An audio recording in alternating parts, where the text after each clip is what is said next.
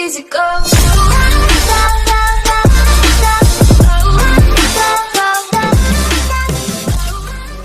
Tarian dengan judul Kureta Satua dengan memakai busana pakaian tari bermotifkan ornamen Nias dengan menggunakan musik lagu MP3 Nias dengan berciri khas Nias.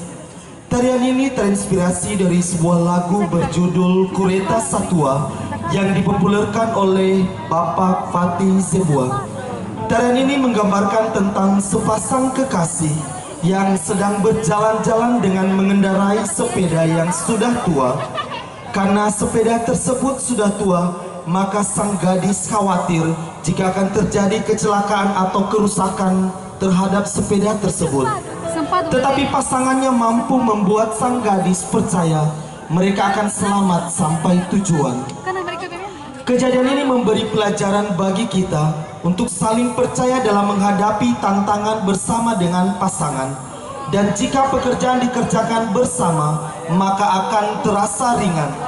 Secara umum, tari garapan baru ini diperkaya dengan gerak yang berkarakter semangat dan kocak, yang dipadu dari berbagai gerak tari tradisi Nias yang dikembangkan secara kreatif seperti tari moyo, tari maina, tari yaahobu, tari famadogo omo, dan tari baluse.